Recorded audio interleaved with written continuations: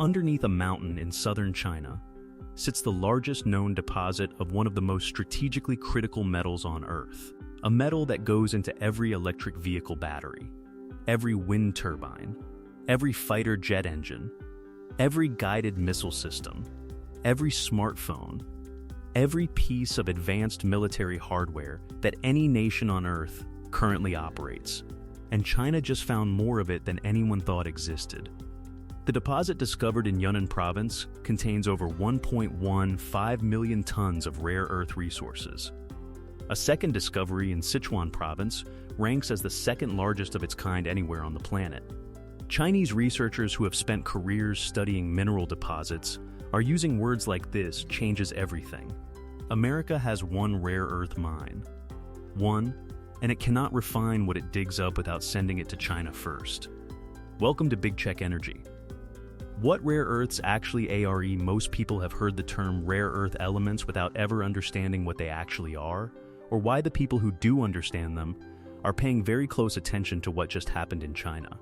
Rare earth elements are a group of 17 metals, with properties that make them essentially irreplaceable in modern technology. They are not rare in the way gold or platinum is rare. They exist in the Earth's crust in reasonable quantities. What makes them strategically critical is that they are almost never found in concentrations high enough to mine economically. And extracting and refining them is a process so chemically complex and environmentally demanding that most countries abandoned the industry decades ago rather than deal with it. That decision handed China a monopoly that has been building quietly for 30 years. China currently produces over 80% of the world's refined rare earth supply. Not 80% of one type. 80% of the entire category across every element and every application. The United States, Europe, Japan, South Korea, every advanced manufacturing economy on Earth depends on Chinese rare earth supply chains to build the products that define modern industry and modern military capability. The deposits just discovered do not create that dependency. They deepen it at a moment when the rest of the world is desperately trying to escape it. What was actually found in January 2025, China's Ministry of Natural Resources confirmed a super-large ion adsorption rare earth deposit in Yunnan province. The China Geological Survey verified potential resources of 1.15 million tons, with over 470,000 tons consisting of the most strategically valuable elements in the deposit. Those elements are praseodymium, neodymium, dysprosium, and terbium. If those names mean nothing to you right now, they will by the end of this video. The deposit is expected to become the largest medium and heavy rare earth deposit in China, which means it is almost certainly the largest of its kind anywhere on Earth, given that China holds the majority of global reserves in this category. Then in March 2026, a second announcement. The Mao Nuping rare earth mine in Sichuan province expanded its known reserves by over 300%, reaching 9.67 million tons of rare earth oxide resources, and ranking as the world's second largest light rare earth deposit behind only China's own Bayan Obo site in Inner Mongolia. Two massive discoveries, both in China, both confirmed within 14 months of each other. A researcher at the China Geological Survey described the Yunnan find with 3 words. This changes everything.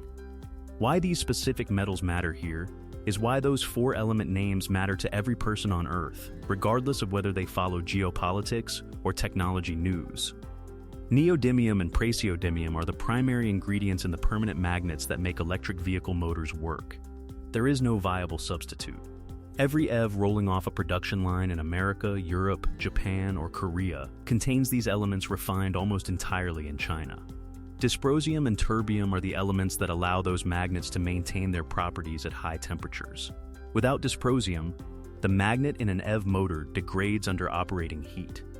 Without terbium, advanced military systems that depend on precision magnetic components lose reliability in combat conditions. The F-35 fighter jet requires approximately 400 kilograms of rare earth materials per aircraft. Every Virginia-class submarine uses about 9,000 kilograms. A single Arleigh-Burke destroyer requires around 2,000 kilograms.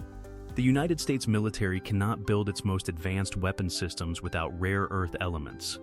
It cannot source those elements domestically at meaningful scale. and it currently has no refining capacity to process what limited ore it does mine without Chinese involvement somewhere in the supply chain. That is not a future vulnerability. That is the current operational reality. America's position, the United States, has one operating rare earth mine. The Mountain Pass facility in California, owned by MP Materials, extracts rare earth ore from the ground. For years, it then shipped that ore to China for processing, because no American refining infrastructure existed to handle it domestically. MP Materials has been working to build domestic refining capacity. Progress has been made. The gap between American refining capability and American military and industrial demand remains enormous. The only rare earth company outside China that refines heavy rare earths, the category most critical for defense applications, is Lynas Rare Earths, an Australian company. In the first quarter of 2026, Lynas produced a combined 8 tons of dysprosium and terbium. Global annual demand for those two elements alone runs into the thousands of tons. 8 tons against thousands of tons of demand. That is the supply gap the Pentagon is working with right now. Japan has spent more than a decade and billions of dollars specifically trying to reduce its dependence on Chinese rare earths. China still supplies 76% of Japan's rare earth needs. After 10 years of deliberate diversification effort, 3/4 of the supply still flows from China. The strategic weapon Professor Jiang Min, an international trade expert at Peking University, described the Yunnan discovery with a precision that cuts through diplomatic language. This is more than just a mine. It is a strategic weapon. That framing is not an exaggeration. It is a description of how resource control actually functions in great power competition. China has demonstrated willingness to use rare earth supply as a policy instrument. In 2010, following a maritime dispute with Japan, China restricted rare earth exports to Japanese manufacturers. The effect was immediate. Japanese industrial production in affected sectors dropped within weeks. The restriction lasted months. That was before the current discoveries. Before China's dominance in the category deepened further. Before the global competition for electric vehicle supply chains, renewable energy infrastructure, and advanced defense systems made rare earth access more strategically significant than at any previous point in history. The new deposits do not just increase China's reserves. They increase China's leverage at the exact moment when the rest of the world needs these materials most urgently and has the fewest alternatives available. What happens next? The United States has recognized rare earth dependency as a national security crisis. The Pentagon is stockpiling. New legislation includes critical mineral provisions. Executive orders are accelerating mining permits. None of it closes the gap fast enough. Building a rare earth refining industry from near zero takes a decade minimum. Environmental permitting alone averages 7 to 10 years. China spent 30 years constructing the infrastructure, expertise, and supply chain control that makes this moment possible. The West spent those same 30 years buying the output without once asking what would happen if the supply became conditional. That answer is now sitting in a mountain in Yunnan province. The electric vehicle your government wants you to drive. The wind turbine your grid depends on. The fighter jet defending your airspace. The guided missile in your military's arsenal. The smartphone in your pocket. Every one of them depends on elements that China just found more of than anyone knew existed. This is not a story about mining. It is a story about who controls the physical inputs the next century of technology is built on. China did not panic when America blocked its chip machines.